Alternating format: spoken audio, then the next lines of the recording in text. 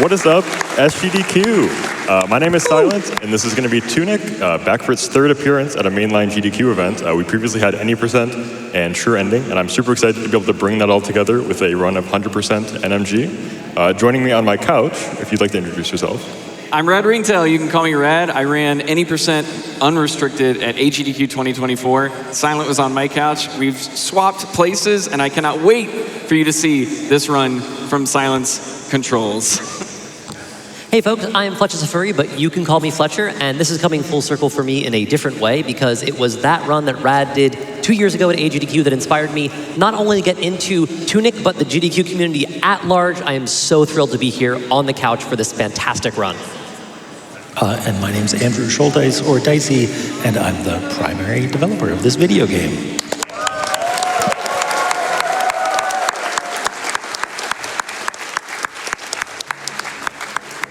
All right, so 100% is kind of a long run.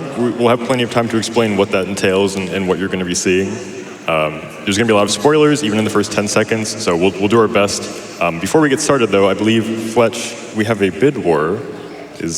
We sure do. The winning fox color at $1,466 is pink. Pink, awesome, all right.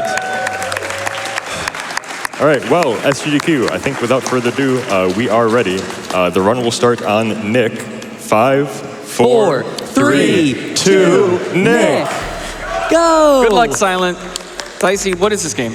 Right, this is TUNIC. This is an isometric action-adventure about a tiny fox in a big world where you explore the wilderness, fight monsters, and find secrets. Awesome. So speaking of secrets, we've already seen two. We've got a bomb, a secret bomb code that's been spawned in. We've got an attempt at the plushie code to skip a sleeping cutscene at the beginning of the game, and we've just spawned in a secret trophy treasure. It's not a joke. In the first 10 seconds, we've already spoiled 3 things in the game. That's right, this is 100% no glitches, and the run, the first 10 minutes is action-packed. That bomb we spawned is going to be used to break these bushes, which gives us access to the West Overworld, and Silent's going to be spawning in a ton of chests, opening doors, triggering a lot of secrets at the very beginning of the run. As you can imagine, this is a really reset-heavy segment of the run. Fletch, what is 100%? Honestly, it's easier to say what isn't 100% at this point. We talked about there's Any%, there's True Ending. Those have very defined things in the game that you need to do for them. The concept of a percentage we have made up as a community, and we have a list of all the things that you must get in order to complete a 100% run and then get all the keys, get to the final boss, and actually not fight them because it's True Ending at that point. You will see Silent open about half of all chests in the game and also grab some items off the floor. If you see him ignore a chest, it's for very good reasons because we don't need it. Occasionally we will get things that aren't for the percentage points, like the money and the bombs that we just got because we need them for routing, for moving enemies out of the way, or for critical purchases. Yeah, a lot of what's being spawned in right now, we don't pick up right now because it's actually faster to just kind of let that animation play, and then we route in later when it's convenient to pick them up. What Silent just picked up here is an effigy. Hold that thought. We'll talk about the mysterious effigy later. There's a few more chests to spawn in. We'll be heading through the ruined atoll and then into Frog's domain for the first of 3 main magical items we'll be collecting. As you can imagine, there's a lot of resets here. This is so many codes to type in. It's not visible. Silent is doing so much in this first section of the game. But right when we get into Atoll, we're going to be trying a ledge clip that saves a few... Oh, okay, this one's tough. There's really no great setup for that. Let's go! There we go. Let's go. I'll take second try. It's like, that saves like a few seconds. Now we're going to watch our pause. We're going to go pick up some ice bombs. Hold that thought as well. Frog's Domain is going to showcase a lot of tricks like really, really quickly. But we're pretty much just going to be walking there at this point. I guess before we throw it to donations, I want to mention that this is no major glitches. That means we're able to do most of what anything we choose, except for some really key game-breaking glitches. If you've heard of ladder storage, we're not going to be doing that here. So this is still going to be a very action-packed and trick-heavy run, let's say. Anyway, Fletch. You got it. We have an incredible amount of generosity already flowing in. Thank you to BDJeffEP for donating $250 to Doctors Without Borders.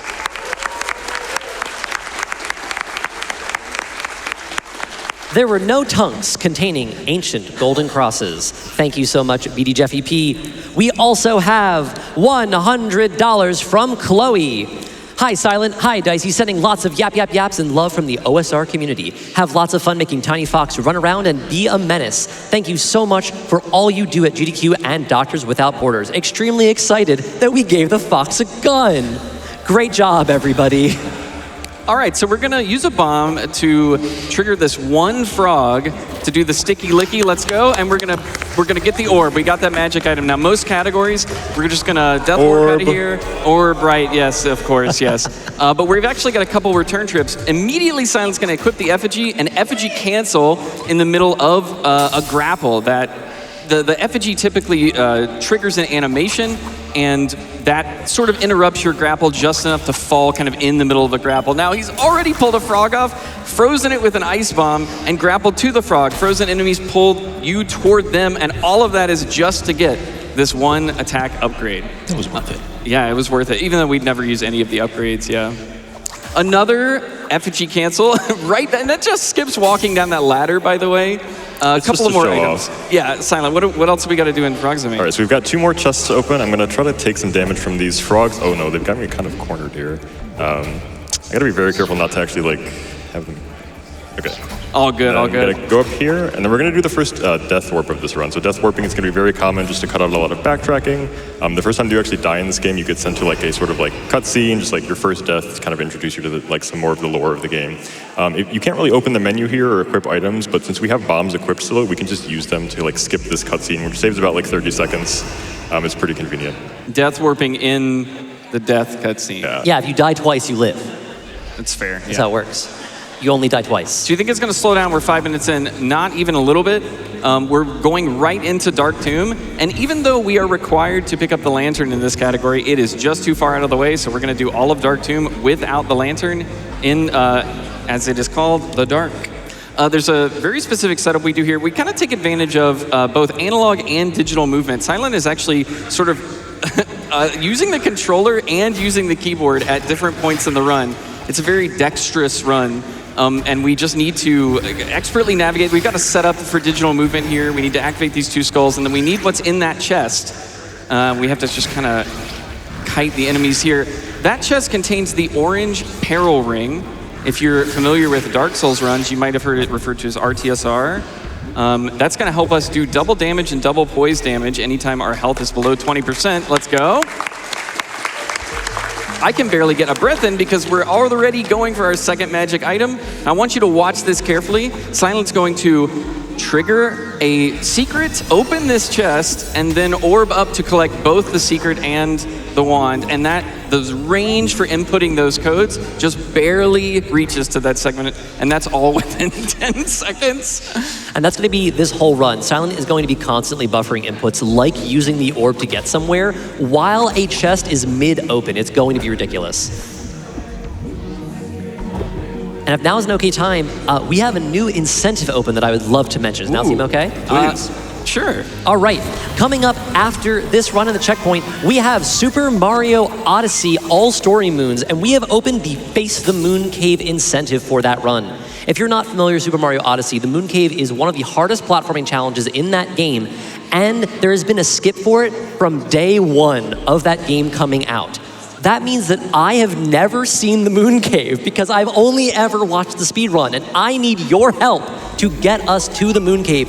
We have $2,600 of the $10,000 that we need to get there by near the end of the Odyssey run. So make sure as you get your donations in, select the Face the Moon Cave incentive. Plus, all your donations towards that incentive will also help us get our bonus game, Hey You Pikachu, and we'll get even more shouting, but at Pokemon instead of Mario. So please, gdq.gg/donate. Let's make it happen. All right, say hi to Terry and say bye to Terry. Bye, Terry. He's not a Pokemon, but he's just as good. Yeah. We also picked up the Speedrunner sword. We don't have time to talk about that, but just, it's what it sounds like, I think. Yeah, it was placed there just in case, and it turns out we do use it.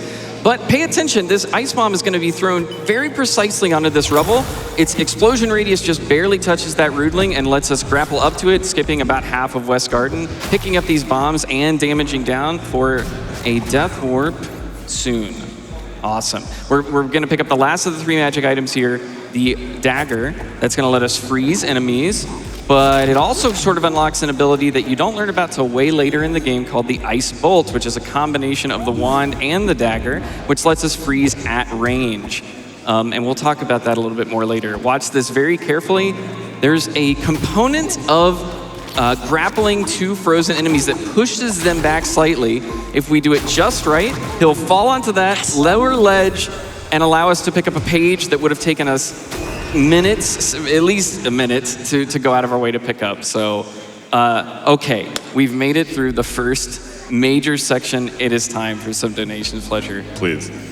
You got it. I am overwhelmed by the support that is coming in. Mr. What Up Machine donated $1,000. And they said, it's a secret to everybody. Thank you for your generosity to Doctors Without Borders. We also have $250 from Ori Sky. Let's go, Ori. Thank you, Ori. Hey, Silent and Brad and Fletch and Andrew. Good luck on the run from all of us in the TUNIC speedrunning Discord server. We're all rooting for you. Donating 1 cent for the collective total of all our deaths in this game. Also, Andrew, don't be mean. Let that little guy out of the cold, damp box. Thank you so much, Ori, longtime member of the TUNIC community. We love to see it. Okay, so as we enter the swamp, and you may be thinking, swamp, we've just kind of started the game. Yeah, we'll see soon. We're going after a very important, heroic item, let's say. So when we freeze enemies, we can grapple to them, and we've demonstrated that we can kind of push them a little bit every time we grapple. We can also push them through impassable walls and then just pull ourselves through those walls. Watch, we position this gunslinger just slightly, and then ice bolt, and then just 2 grapples, and we've broken into the swamp. Now, you may see the fox has sort of magic dandruff. Dicey, can you tell us a little bit about why that is? Sure. Okay, so this ice bolt that Silent has been using is a special technique. It's sort of optional. I think maybe there's one treasure that requires you use it, and that's optional. But, you know, we put it in there for something fun to do, and there was a bug. There was a bug that made it much cheaper to cast than it was supposed to. So we had to patch it, we fixed it, but it had already become such an important part of the speedrun that we, you know, as a concession, wanted to allow the speedrun community to continue to use it. And so there's, what do you call it, an in-place down patch? Is that? We talked about it a little bit like in that. the Temporary. interview. It's temporary. Yeah, For, only lasts 80 seconds. 80 seconds, yeah. So we just have to do it over and over, probably Constantly 80 throughout times. the run. Yes, Yep. we talked about that in the interview. And yeah, so these little sparkles here are the indication that it's still in effect. And by the way, this code was not given to us, well, in a manner of speaking. Dicey came into our Discord server and dropped a poem, and we were like, what is this? And the words up, down, left, and right were scattered throughout the poem, and that turned out to be the code to downpatch the ice bolt. So, a trickster to the end. That's not how it ended up getting found, though, was it? That's right. Who data mined that code? Oh, we don't need to talk. It's fine. It's fine. Anyways, Yep. if you were paying attention, there was some secret sound effects when we clipped through the door and then further down the elevator. Those were kind of put in place as like, we're on to you speedrunners, like we know what you're doing. Yeah, shout out to Kevin Regamy, the audio designer, and the rest of Power Up Audio for not only being incredible at what they do sound-wise, but also Kevin's a speedrunner, and so could you know, thanks to him to put in all these things that acknowledge the speedrun tricks that you found.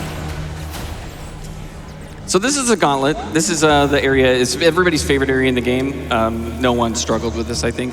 You want to tell me about the gauntlet? I would love to. This is a intense piece of combat that is intended to lead you into kind of the act 3 of the game. So this continues the theme of us playing this game wildly out of sequence.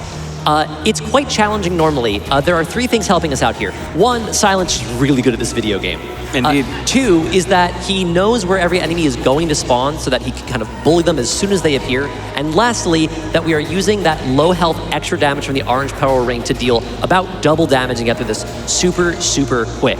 But I know you want to say a little bit more about the gauntlet as well. Yeah, it's basically an auto-scroller, right? Once you're a speedrunner, you know where to go. But you can save time just barely between with the end of one wave and the beginning of the next. But once you're comfortable with it, it's pretty nice. We have a lot of time, but I want to bring up a little lore about this run. If you listened to the interview earlier today, you might have heard that this was the one category between all of our main categories and rule sets that had no runs. And after my run at AGDQ 2024, we were just talking about it. We were eating some pizza in Pittsburgh, and we routed the whole thing. We went back to the practice room. We both ran it, recorded it, submitted it just so we could check that box. And who knew that the run would end up being super fun and on the stage a couple years later. So give it up for 100% no major glitches.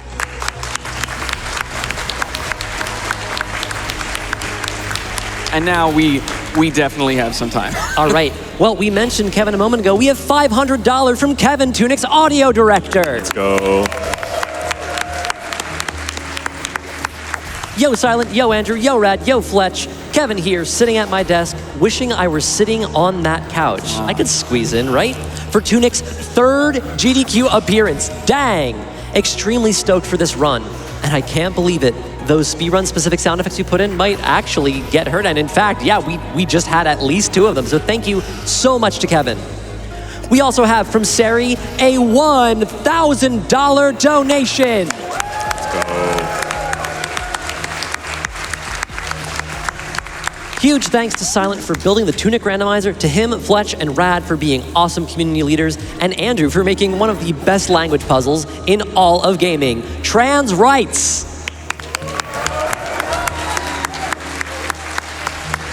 Thank you, everyone. We are now absolutely flying towards that Face the Moon Cave incentive with those donations. We are well over 50% of the way there. Keep that momentum going at gdq.gg/donate. All right, I'll slip in one more here. One more, yeah. Thank you to Tormod for another $500 donation. Oh my gosh. All right. With the gauntlet cleared, we get the prize, which is a fancy hat. Very fancy. A crown of sorts. Yeah. It's pretty, it glows. It's Something pretty fancy. extraordinary. Yeah, something extraordinary. No, it's the hyper dash. It's the hero's laurels. And instead of rolling now, we zip zoop around. In fact, we can zip zoop about 7 times before we run out of stamina. So, you know, Silent's gonna be trying to figure out on every screen for the rest of the game, like where is optimal to do that. Now, I want you to watch. This is one of the hero's relics, but Silent just skipped the cutscene. We'll talk about that in a second. Yeah, so he's setting up so that he can do a death warp here back into the cathedral so that the death cutscene ends right before, or right, I guess right before, we collect the hero's relics right before we die. Exactly, yes. So let me explain how he skipped the cutscene. That ice bolt that we talked about, well, it used to be frame perfect, right? And as you can imagine, if you had a high refresh rate monitor, it was more and more difficult to do, even though it was an intended mechanic to learn late in the game. And that wasn't great. So in one of the first patches, the same patch that added the speedrun mode we're using right now, it was changed to 1/15 of a second.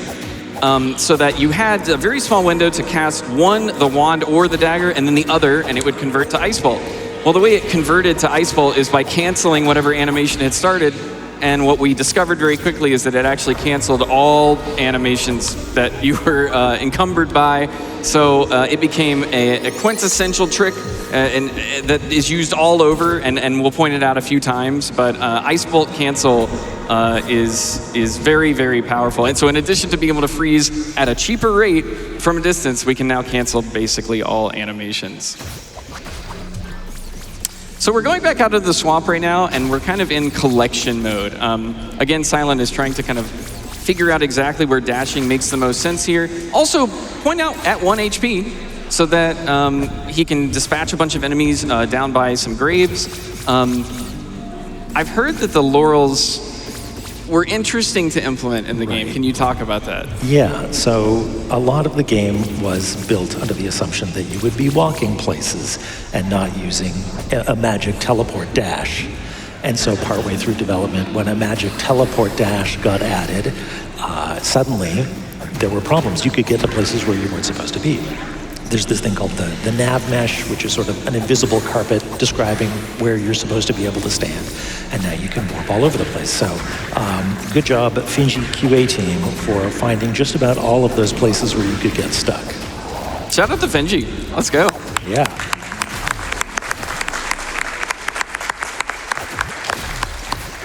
We're also preparing here for everyone's favorite sport, Skulf. What does that stand for? It stands for Skull Golf. So this is another one of those very late game secrets. There are 4 of these golden skulls that are scattered throughout this area of the swamp. If we push them into that specific pool, it will unlock a treasure. Also, there is one that is very elevated up above on this cliff. If Silent manages to hole-in-one that skull, I will donate $25. If anyone at home wants to match us for that, $25 on a hole-in-one, make sure you do. Yeah, Silent is making this look for it. We'll see what happens. So I have to cut in and say this is, okay. We put this whole segment in commentary because it's so hard to do, and Silent just made it look. That may be the best skull. That was one of the that was one of the better skull golfs that I've had. Yeah, It was supposed to be really annoying. yeah. Mission accomplished. Other than the hole-in-one, which I think we missed, unfortunately, but No worries. Well, they're not. So yeah, and the skulls are oddly shaped. Their collision is not cylindrical.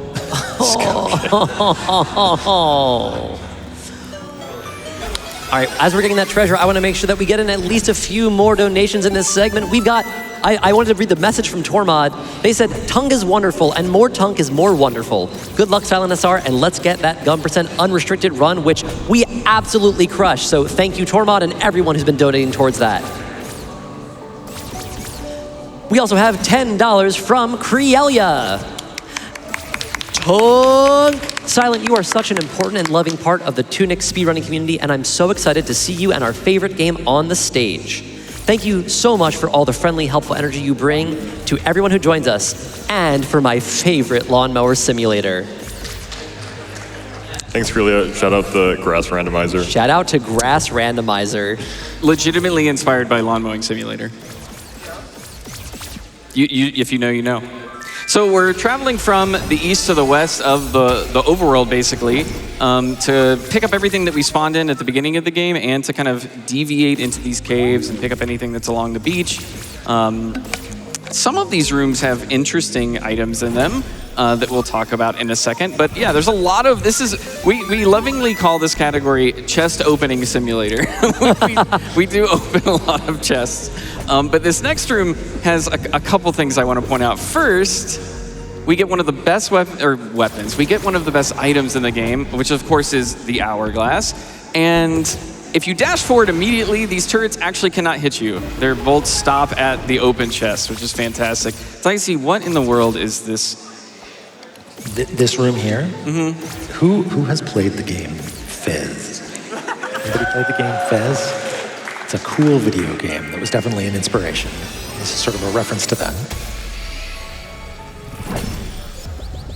Now, I don't think we've brought this up yet, but save, quit, and continue, a very powerful tool in the speedrunner's toolkit here, because anytime you save and quit and continue, you just kind of warp back to the last load zone you entered, so you don't actually have to walk back through that room. You can just skip it, and it's great. Now, pay attention to this chest opening here. We need to open this chest, but we need to avoid that explosion, so he ice rod canceled out of opening the chest so that he wasn't hit by that explosion. And if you're enjoying all the ice rod tricks, they're not going to stop. Yeah. We're using them all run to cancel animations, to get out of chests, to fall, to grapple to enemies. It's going to be great. It's still been great. I've also gotten a lot of really excellent love for TUNIC, the game itself, if it's okay to jump in real quick. Absolutely. All right, here's $25 from Ruby Sun. TUNIC is one of the greatest games ever made. It is a distillation of everything I love about video games and one of the most rewarding gaming experiences I've ever had. I first learned about it from the previous GDQ run, and it is so incredible to be here in person for this run. Thank you and the team for such a great game, Dicey, less than 3. Thank you so much. We also have from Adam W, $500 to MSF. TUNIC is one of my favorite games of the last few years, even though the final boss took me 2 days to beat. So great to see it back at GDQ, and always amazing to see the developer on the couch. Thanks to all runners and volunteers for another amazing GDQ. So, speaking of great game, we do just sort of skip some stuff. Yeah. There's a boss there? Yeah. How does that make you feel? I mean, I worked really hard on it. Well, we're going to see some other bosses, right? We will see them. Yeah. They will make an appearance. It's worth noting that this is a speedrun that has really nothing that I would personally call a legitimate normal boss fight. We skipped 2 of the bosses. One of them we just skipped there. Shout out Garden Knight. We're going to quick kill 1, which is maybe the closest thing we could say to a fair fight. There's one that we don't fight because of true ending, and then we do some shenanigans to quick kill the other ones in probably not totally intended ways. Yeah, trivialize is a good word there, which is fun if you've played the game, consistent if you're a speedrunner, and devastating if you put many hours into building it. Say hi to Terry again. Yeah, there's Terry again. Hi, Terry. He did learn how to swim, so he's fine. Yeah, he's back. Yep. He's okay. we're good. And bye, Terry again. So there's He's a our quick friend. safety save here, right? And we're gonna drop some coins in the well. We have to do this for all 15 coins that we collect at some point in the run. So conveniently, we drop, I think, 6 in here. Yeah. So that we can unlock 2 card trinket slots so that we can use them to make the speedrun faster. One that will equip almost instantly. There's another ice rod cancel out of putting the coin in the well, by the way. We'll put the perfume trinket in, which makes our stamina recharge twice as fast. As you can imagine, that speeds up dashing quite a bit. And another we'll equip later in the run is the scavenger's mask to make it a little safer in lower quarry. Here's another cancel. And again, all we have to do is wait till we know there's a certain queue. And once that has like written to the save file, we warp out.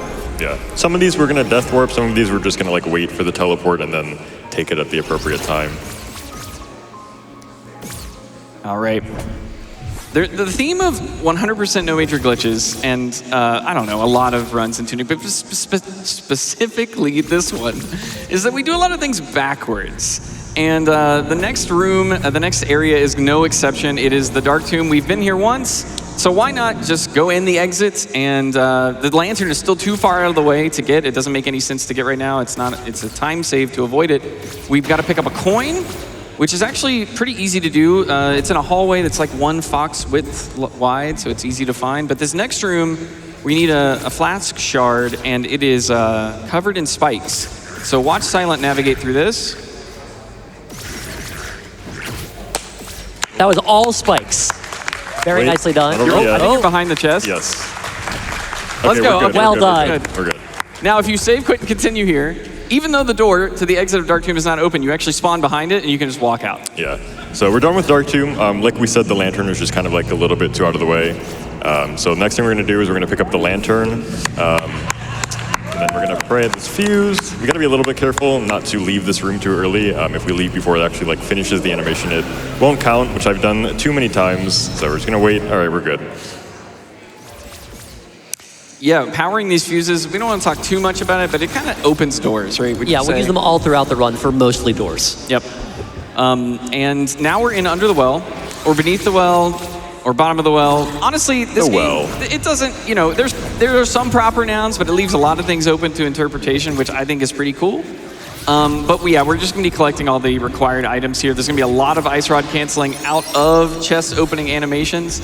So this is a visual treat, I think, this room, but I think this would be a great time for donations. It would be my pleasure. We still have a lot of messages coming in from the TUNIC community with their donations. Here's $25 from Jim the Eternal. Thank you, Silence, for making all my randomizer dreams come true. Whoa. We also have $250 to MSF from Joanna. I see Fletch's $25 and raise you 10 times. Thank you, Joanna. That is very, very generous. Here's a $10 donation from Adam the Feverish, putting my donation towards that Super Mario Odyssey Face the Moon Cave incentive just because it sounds cool. Face the Moon Cave is the name of my ska band. Thank you very much, Adam. Thanks to you and your ska band, we are now at over $6,800 towards the $10,000 we need to face the Moon Cave. So still a bit to go. Please keep those donations coming at gdq.gg/donate. We're also working still towards that Hey You Pikachu bonus game, and a reminder, it's a milestone. So every donation that you put towards a bid war or one of our incentives is also influencing the milestone. We have $206,000 of the $250,000 that we need. So please keep up the pressure, everyone. Thank you so much. All right, so we're entering the quarry. I want to see what happens at this fuse before I choose my next words. Are you looking for a particular trick perhaps being Yeah, let's go. So shout out to Glaze. Glaze, if you're watching, hello. Glaze taught me very early on in the community's history that when you're praying, you can fire the wand and it doesn't break prayer. And that was, of course, to like shoot enemies that might interrupt prayer or ruin your run. And so the first thing I thought was, well, does that mean we can push ourselves like closer to where we're going and save maybe like a quarter second? And yes, and that's why they call it the rad slide, because it's so cool. Can we hear it very briefly for quarter-second time saves? Nothing to do with me. It's just cool. surprisingly It's just not really pretty. cool. No, it is very cool. It turns out you can do it in real life too. Like while you're, you could try it. Okay. Yeah. Today I learned. So we went into the monastery there to save our save and quit point, and we're picking up a couple chests. This is a grapple that barely reaches and is just conveniently gets us over to Aura's Gem. Why is that called Aura's Gem?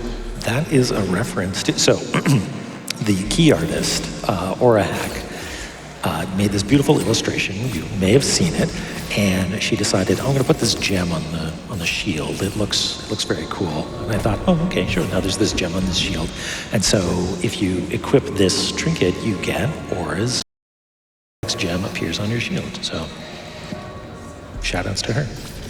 It also makes parrying fantastic. Oh yeah, Sorry, yeah. Spoilers. We can't talk about Good thing there are no There's other parrying in a spoilers Souls in game. this run. Yeah. We've avoided all of them so far. You can parry while you're praying. I'm just saying. I've just heard you can. It's There's nothing in the rules that says a allegedly. fox can't Yeah. parry while praying. Yep. Okay, so check this out. We've got to lower this rope, but yeah. Also, it's in range of that puzzle. So while we're locked in that animation, we can spawn in this fairy.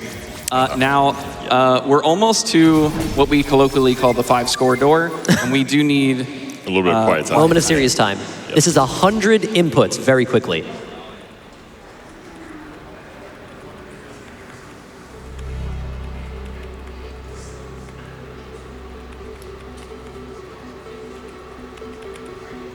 Not quite. I will 100 inputs. Literally not an exaggeration.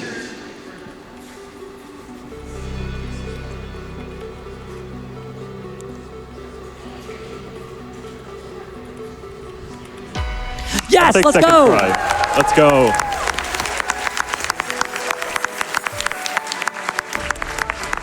This is the major, like the defining meta puzzle of Tunic. Well, it's the golden pretty path, metal, too. so it is a metal puzzle. Yeah. Silent can input that 5 times faster than I can do it once. It is ridiculous. If you could see his hand right now, well, not right now, 5 seconds ago. So we're going to death warp back to Quarry, and we're going to do the lower Quarry. And we're going to pick up one item, and I would love for you to shout that out when we get it. But until then, Yeah, I will happily pop him some donations. Here's $50 from Eric here. What a frantically fast fluffy fox, fearlessly flying from foe to foe for friendly fluttering fairies. Fascinating, flashy fun. Thanks for all you folks do, and thanks Dicey for making such an incredible experience for us, Kupo. And thank you, Eric here. Here's also a $100 donation from Min. Tunic is one of my favorite games of all times. Go, little fox. Wait for it. A gun? hold that thought for that bonus run. Yeah, we're coming back here for gun percent. It's going to be way faster. It's not going to take us 30 minutes to do gun percent. Don't worry. Slightly less, yeah. All right, so we quit out here, but I think we want to get our mana back here. Yeah, so we're just going to like wait for it to load in and then save again. And then we're going to do what a lot of other categories do as soon as they get to Quarry, which is called I'll just call it the Quarry drop. Quarry skip. This is where you pull an enemy sort of in a range where it will start to fall, and then as it drops, you freeze it with the ice bolt, grapple to it, it pulls you off the ledge, and that's the whole Quarry. We're not, however, done with the ice bolt shenanigans. We're about to do a really cool skip. Brad, could you tell us what's going to happen in this elevator? So remember that effigy that like procs an animation for a second? If you pop it right here, it's going to unmoor you from the elevator just slightly, and before the gravity system catches up with you, you can ice bolt twice, which actually pushes you back and off the elevator. And one of my favorite things about the TUNIC speedrun ecosystem, what does that mean? Is that when you do things that are speed tech that were never intended, it just looks like a secret you haven't discovered in TUNIC yet. So yeah, shout outs to just how fun this game is to speedrun. Dicey, speaking of tricks, what do we have coming up? Well, I've mentioned Kevin before. Kevin noticed that we have in this room, we're going to pop in for a second, and under normal circumstances, you would have this sort of story segment. There's not a lot of story in this game explicitly, but this is what is tantamount to an auto-scroller, as Kevin put it. And what is more loathed by a speedrunner than an auto-scroller? So Kevin suggested we added a sort of a volume, a trigger volume just underneath it. So if, by some twist of fate, we could figure out how to fall off this ledge, it warps you past the auto-scroller down to the bottom of the quarry. Now, of course, that's not how it was intended. That's not what Kevin had in mind at all, but we heard him tease it on a video very early in the speedrun history, and of course, everybody that afternoon was like, what? And somehow we found a totally unintentional clip, and so of course we call that the Kevin clip. So our first boss encounter. In fact, yeah, Silent, how are you why going to deal with this? Are you going to like just do a really cool fight that takes like 3 minutes? Maybe like 3 seconds. So we said earlier that we may or may not be fighting the bosses normally. Normally the game kind of like has some protection from like letting you just completely cheese the bosses, but in this case, if we freeze the boss and then unfreeze her and then freeze her again, we can just like push her off the ledge. It just kind of like bypasses the game's like protection for that. So that's the boss scavenger, and that's our first one of 3 hexagons. And those again, the death warp. Those are our keys to make sure that we can reach the final boss, who we will not fight, but for legitimate reasons, for story reasons. Yes. Yeah, those can also be questagons, keys, or sprees. Yes. Yeah. As we all know, questagons are the bestagons. Or something like that. You know what, for that, I'll turn it over to you. Oh, I appreciate that. So generous of you. Thank you to Sonic Mega for this $50 donation. I keep hearing the moon is haunted, but how are we supposed to know for sure if we don't go and check? Sounds like we need to visit that moon cave in Super Mario Odyssey. You are so right, bestie. We are at over $7,800 of the $10,000 that we need. I dare say, I think we can reach that before the end of this run, okay? Chat, let's make it happen. Go to gdq.gg/donate. You can also always donate using the Twitch charity tool. If you are on Twitch right now watching this very stream, then you can click that donate to charity button and select donate directly to Doctors Without Borders there. Afterwards, you can even apply your donations to an incentive with the Twitch extension. So look for that little GDQ crosshair on your screen so that you can apply it to your incentive. Do you see how rude that was? That was really rude. That guy was just walking around playing chess or something. Well, I mean, is a rude ling. Oh. So, that joke was so bad. We have to do it again. Yeah. I forgot to unequip. So there's a card that we use called Glass Cannon that puts our HP at 1. And we use it for like death warping a lot. I just forgot to unequip it. So that's my fault. I do need to damage down to 1 HP for this upcoming section so that we get that orange pill ring. Okay, maybe 3rd try. I'll sneak in a quick donation while you get there. Please do. Here's a $250 donation from, I so enjoy saying this, Goomba on a Roomba, who simply says, to the moon! Thank you, Goomba on a Roomba. I will find every excuse to say your username whenever I can. So these blobs, as we've demonstrated, fairly scary. Normally we walk over to this little ledge, let them damage us down into that orange peril ring range, and then while that's happening, we run over to that chest, which just happens to point north, away from the blobs typically, so that we can grab the fairy and get out of there. And now this whole section, all the way up into the next boss, we're gonna be at 1 HP. So it can be a little scary. I really enjoyed that blob conga line. We don't usually get to appreciate a good blonga. Wow. That wasn't even Wow. a joke. It just was funny in my It's like, head. that's so baloney. As close. Okay, this is page 6. I'm going to repeat that because I don't Sorry, know if Rad. everybody heard What that. page of the manual was Yeah, that? that was page 6, 7. Okay, thank you. All Page right, 6 great. and the page that comes after page 6 is what I heard. Yeah. Yes. So, Silent is going into this little cave, and is going to do a little bit of gardening. Let's watch this. And 4. Oh, that's so nice. That's Excellent. This is one of those secret treasures. We've gotten a few of them. Dicey, what are they mostly? Well, you know what? I'll let you talk about it. So there are these optional treasures. We just collected one of them. Is that we've collected a few so far, right? I think the first one was one of the first things that happened in the run, and some of them are just little trinkets, but some of them are references to other games that people who worked on Tunic worked on, like Terrence Lee worked on Dust Force, and the broom was a reference to that. Yeah, people like Dust Force. There are other ones as well. We'll see them as we go. One is Kevin, right? Yes, that's right. There's the Kevin block. Yep. We can't wait for that one. We'll have to call it out somehow. I Yeah. can't imagine how we'll do that. Yeah. Yep. Yeah, actually, and I want to draw attention to this because I think it's just such a cool little Tunic fact. Terrence Lee and Janus Kwan, the composers of the OST for Tunic, also scored the Double Fine documentary about Broken Age. And that's kind of what inspired you to connect with them. Is that right? Yeah, exactly. I listened to the album Immerse, which is the soundtrack to it, just a lot while sort of first thinking about, hey, wouldn't it be cool to make a game about secrets? So the Tunic, in some ways, would not have been the game it is without the Double Fine documentary. Shout out to Exactly, Double yeah. Fine. Yeah.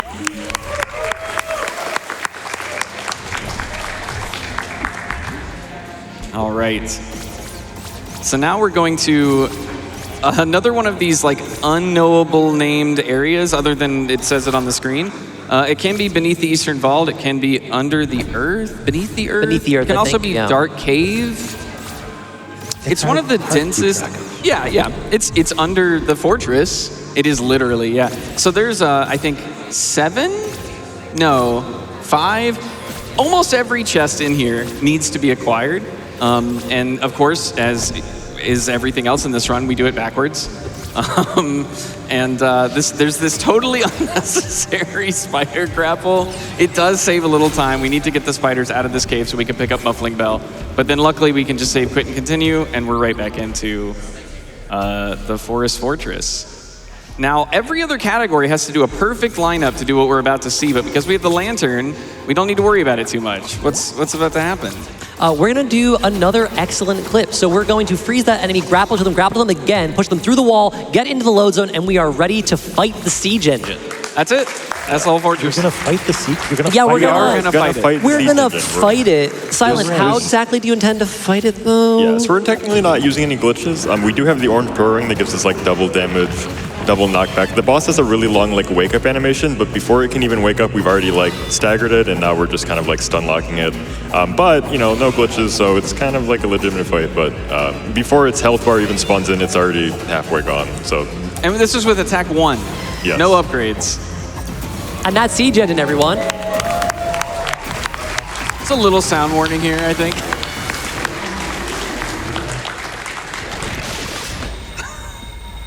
Oh, it's so dramatic. I love it. At least we don't, ice rod grapple that off Right. the edge. That's Although the good that would news. be wonderful. It would be really cool. It'd be a very large chunk of ice. So this is a purple crayon, and we're going to use it to unlock this plinth here. love a good plinth. Shout out to Plinth. It's a plinth moment. Any Plinth fans in chat or here in person in Minneapolis? Oh wow, that's like 100 more Plinth fans than I was aware existed. Nice job. Shoutouts to the game Tunic for teaching me what the word plinth meant. But it's the only one we get to, you know what? It's fine. All right. Plinths or no, could I hop in with a quick donation? Absolutely, All yes, right. yes. Thank you to this unknown lover of Pokemon for donating $250. Hey you, Pikachu, listen, go donate. No, don't pick that up. Donate. Thank you so much, anonymous donor. We are now at I'm on the wrong tab. We are now at $209,000, nearly $210,000 toward the $250,000 we need for Hey You Pikachu. Reminder, everything you donate right now is getting you progress towards that milestone, even if it's going towards a bid war, even if it's going towards an incentive. So make sure you keep that up, folks. Thank you so much. Who is that? That's Mr. Mayor. Who's Mr. Mayor? What is Mr. Mayor? Mr. Mayor. His occupation. He runs a town? Is that what a mayor does? Eats a lot of potato chips, potentially. Okay, yeah. Mr. Mayor is from a video game called, what is it? Mr. Mayor Tells Your Fortune, recounts a story and offers you snacks. Available for free on itch right now. Developed by? Myself and some others. Timely, in fact, we have a $100 donation from Mr. Mayor. He says, shall I tell your fortune, recount a story, offer you snacks? What is your favorite snack to enjoy while watching GDQ? Good luck to Silent, and thanks to all on the couch for the excellent commentary. And thank you, Mr. Mayor. Got any favorite snacks, anyone? Mr. Mayor style snacks? I mean, play the game and you understand that I don't think I want any of Mr. Mayor's All right, snacks. check it out on itch.io. All right, in this boss, we're just going to... Goo! We go through the rooms too fast that his title doesn't even load properly, so... I was so hoping for Goo. Yeah, Goo's the best one, We're always saying that. Just like we practiced.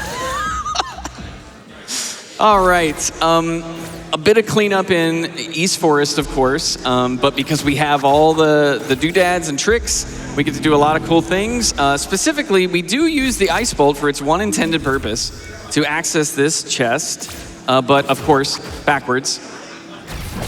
And this is the puzzle in the manual that is intended to show you that you can do this with the Ice Bolt. The one place that we thought, hey, wouldn't it be neat if you could use this special technique to find something, and it got turned into a whole speed run. And thank you for teaching it to us, because we wouldn't have known it otherwise. I think you would have figured it out. Okay, we would have probably figured it out. So the spiders here are a little scary, which I think is the intended purpose of them, but we have to type in a code over here, and it's a long one, and they will chase us, so we just want to take them out real quick. And those rudlings, apparently. But it's safer, you know.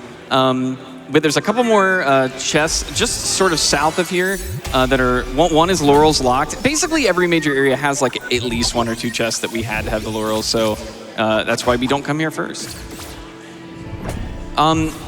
So we're in the forest. So speaking of forests, I heard that there might have been another forest in the game at one point. Do you want to talk a little bit about what areas may not have made the final cut? Sure, yeah. So if anything characterizes the development of this game, it is, first of all, it took a long time, and that's because there was a lot of iteration. Areas got built, rebuilt, areas got cut, or repurposed. And so there was another forest that got turned into a desert, that got turned into a mesa and back into a forest, and then cut entirely. So it's the vestiges of little bits and pieces of that throughout the game. Yeah, I remember seeing a trailer, maybe 1 second of which showed a lighthouse in the atoll. The lighthouse, yeah. Yeah, the lighthouse used to, the idea was to rise up out of the sea or something like that, and that didn't make any sense. Floating library. This all makes sense now, so yeah. I approve, yeah. Silent did just death warp to skip one scene, but it is faster. And as we know, that's what speedrunning is about. That is the name of the game. We do pick up the table of contents. Right now, 43 minutes into the speedrun. Pretty backwards if you ask me. And yeah, we're gonna basically just do the third boss zone now. Normally, the Ruined Atoll is something that is rather fragile, I think, in a lot of speedruns, but because we come here sort of toward the tail end of 100% no major glitches, it's pretty comfy. You do get to see a little bit of the tech, where we kind of skate behind one of these fuses and attract the attention of a frog just to freeze him and grapple, and yeah, it's comfy. We've got to power 4 fuses. The area is basically like a square, and once we power those 4, we get into the library and into the final boss. I also do want to jump in real fast. We only have actually less than $5,000 to go for us to face the moon cave, folks. Thank you so much. A little bit more, we can get there. We've got a certain chest coming up right now.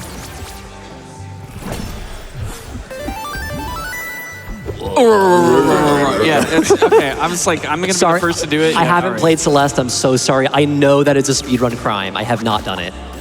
Shout out to Kevin. Thank you, Kevin. Thank you, Kevin. Thank you for Kevin. your voice of the block. Appreciate it. All right, that's 2.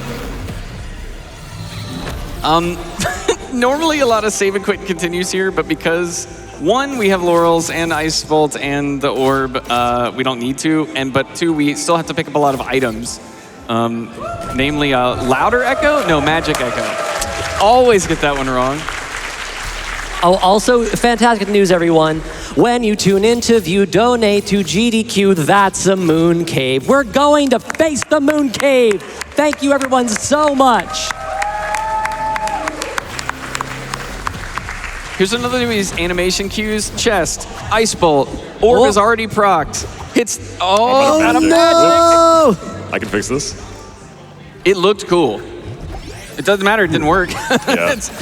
Have a little blue drink, it will fix you right up. Yeah, one of the cards that we picked up way earlier is called Inverted Ash, and it turns your health potions into mana potions. And sometimes at the end of this run, we don't have any more like berries to restore our magic. It can be just like a little convenient backup. So. And that's our last flask, Shard, I think. Yes. Yes. And I won't talk about the rail. But we're collecting a lot of money here. We've not really talked about money in this run. But there is a requirement. We actually have to buy a couple items right at the end of the run that cost a total of 1,300 coins, or monetary units. And every time we die for a death warp, we lose 20. So it's a little bit harder to route than you'd think. There's not just a ton of money laying around, and we don't farm any enemies. But of course, we've got that routed in. This bird is sometimes a pain, but Silent got it. Good freeze. All right, we do need some quiet time. Oh, what do we need quiet time for? I thought this was a pretty chill part of the run. It is, but it's also a library. Oh, sorry, my bad. So, while we're in the library, Silent needs to put in a code right here. This is another one of those important checks. I go bottom right of this. All 4 of them are actually perfectly viable. Top left is bottom left. I think is the best. Top right. Okay, yeah. All right, so he's gonna go get the last of the hero. Okay, we're in All right, the so this library. is the last hero's okay, yeah. grave. Sorry. We got one more hero relic. Gonna do one more Ice Bolt cancel, and then just go wait by the teleporter. Now, the hero relics in this game address a part of the game that the speedrun doesn't touch on. So we get all 6 of them, but they don't really do anything for us. It's just part of... It's back in the library. Thank you. It's part of the collection of all items. So there's 22 stat upgrades and 6 relics. There's 28 total.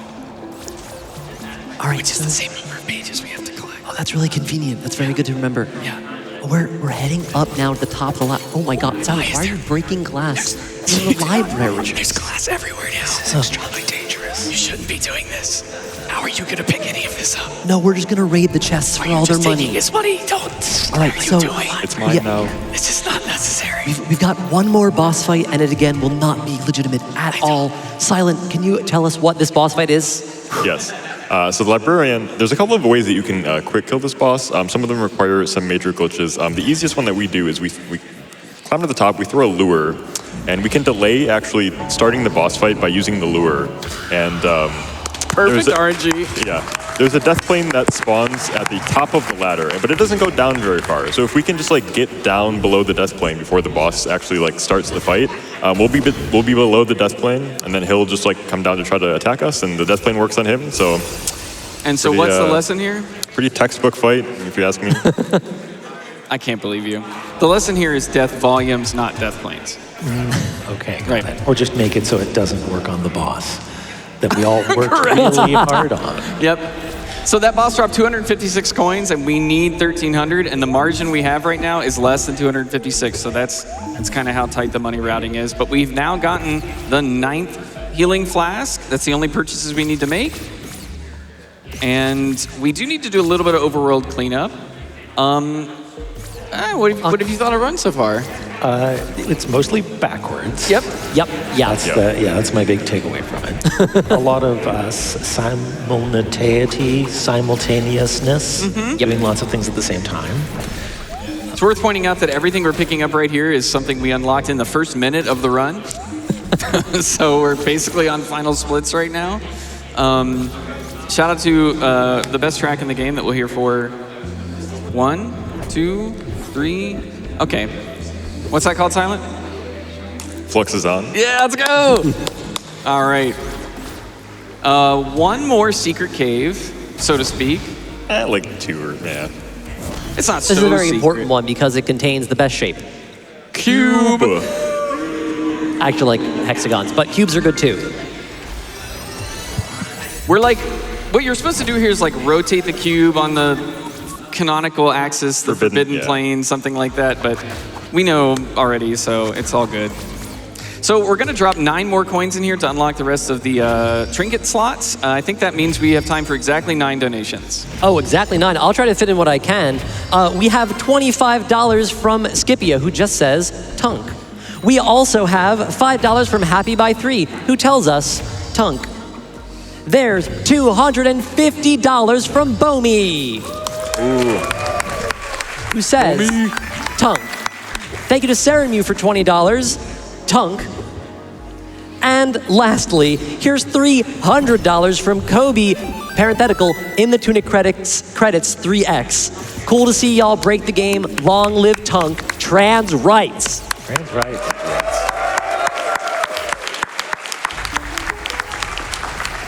So, as you've noticed, we're gonna go through the old house backwards. This gate is actually not easy to dash through. There's only one specific setup you can do to get the nav mesh that will take you through. Let's go.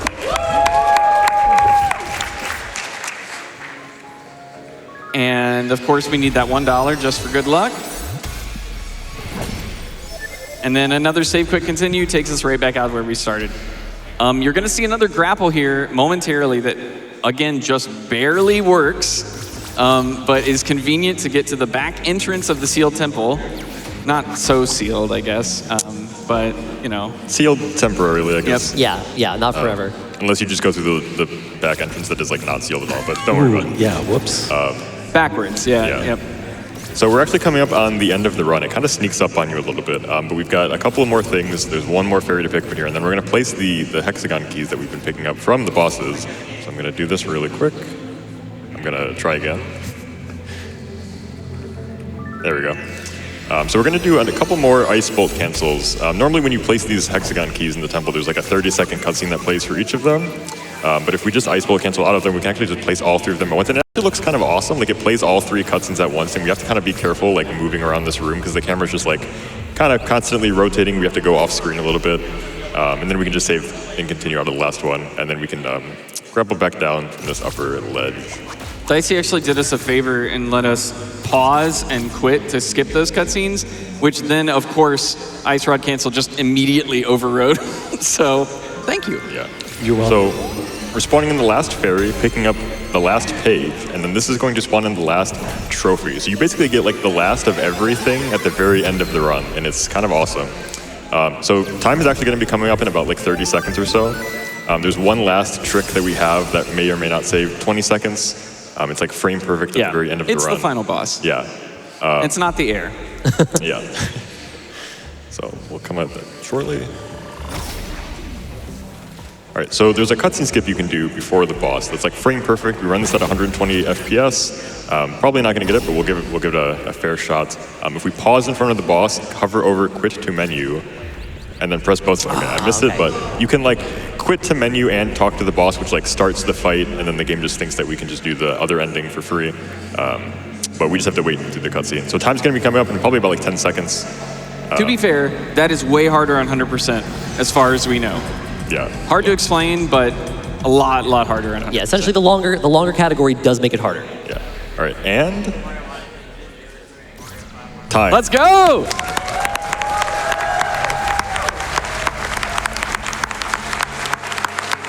Great job, Silent.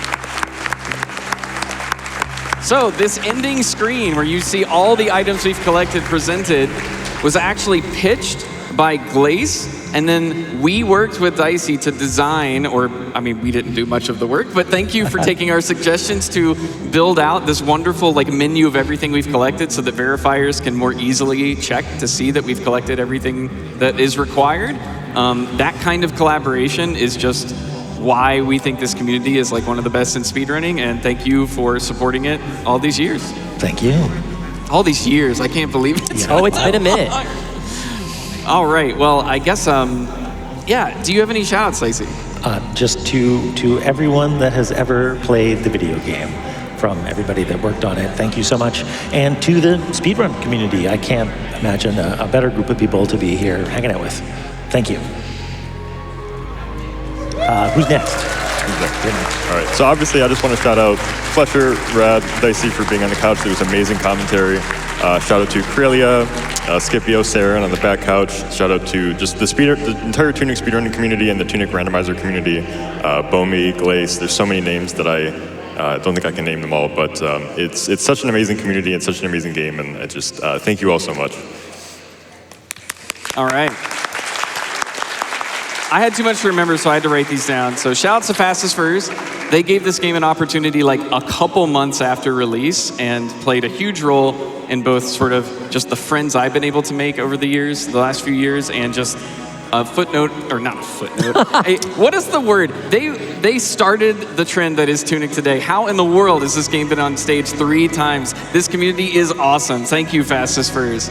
My BOC folks, Jack, Gamma, Max, Fisher, and Panda, thank you so much. It's been wonderful working with you recently. To my stream and mods specifically who tell me to go to bed and I totally ignore, thank you so much. And Lokai, who as of next month, my partner that I've known for 20 years, thank you so much. I love you. And Fletch.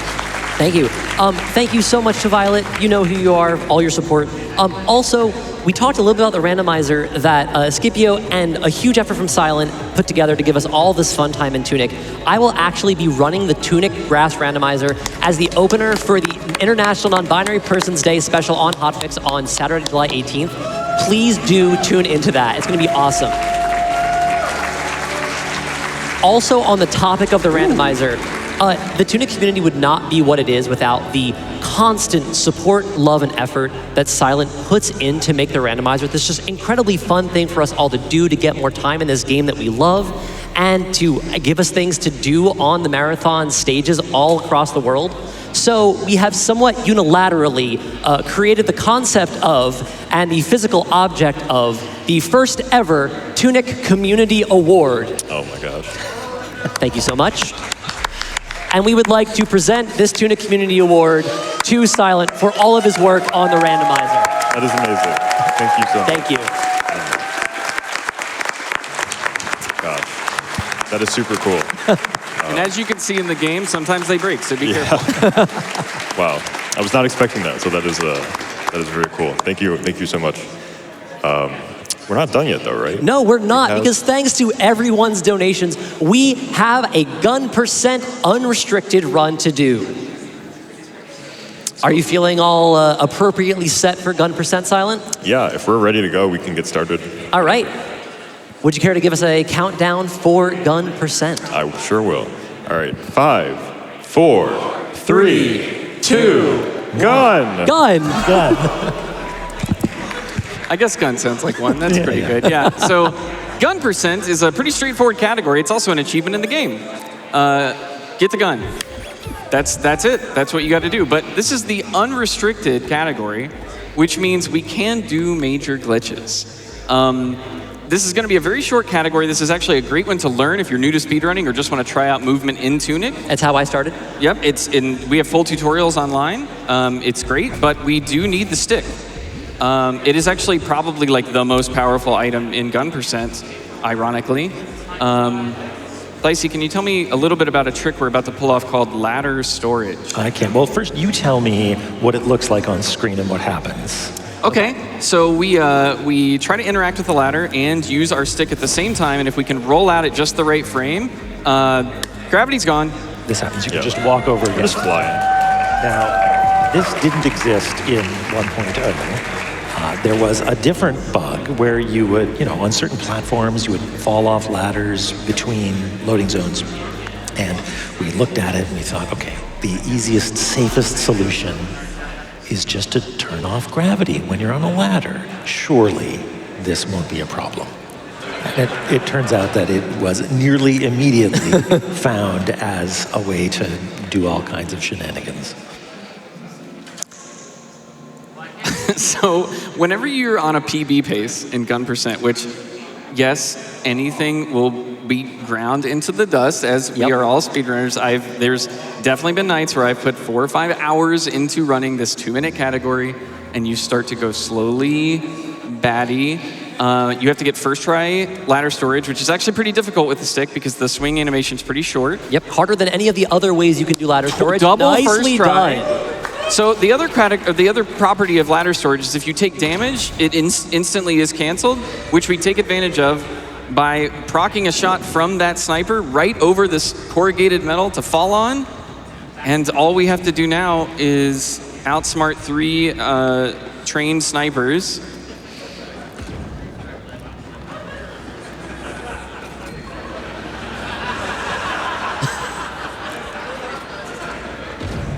And a gun! a gun. That's time. That's time.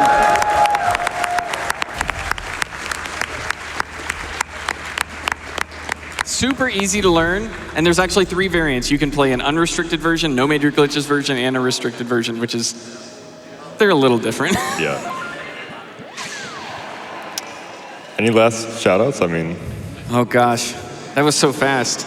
All right, I'll say a few words. First of all, I don't know how I could have asked for a better community to just land in. I think a lot of this, a lot of the good things and bad things that happen to you in life are just fate, but I'll take it because wonderful developer, wonderful friends, wonderful community, and it's still going strong like 4 years after release of the game. In fact, I wanted to show a little special something if you don't mind. Sure. Yeah, okay, so, I didn't set it on the ground, I have it in my pocket. Yeah. So, at AGDQ 2024, I was so nervous about being able to type in these codes on a keyboard that I built my own that looks like a little TUNIC keyboard. And just as like a gift, I gave Silent one too that are colored like his character. And what I did not realize until just before we traveled to SGDQ this year is that he's been using it for every run ever since and then just ran all of 100% on it. So that's the kind of community we have, and I wouldn't trade it for anything. And you're all welcome, of course. We are always willing to learn. We have a website, tunic.run, that has not all tutorials for every category, but enough to get you started. And of course, we'll always be around to help out if we can. And I just wanted to say, just on behalf of the Tunic community, just like the little fox in the game, be brave, be strong. Even some brave and strong people struggle, but the one thing they don't do is ever give up. They are always trying, helping, and supporting. So thank you for your support for Doctors Without Borders. Let's keep it going. And Silent, I'll let you have or I guess if anybody else has any closing thoughts. All right. Well, once again, thank you so much, GDQ. This has been an absolute honor. Thank you so much for having us.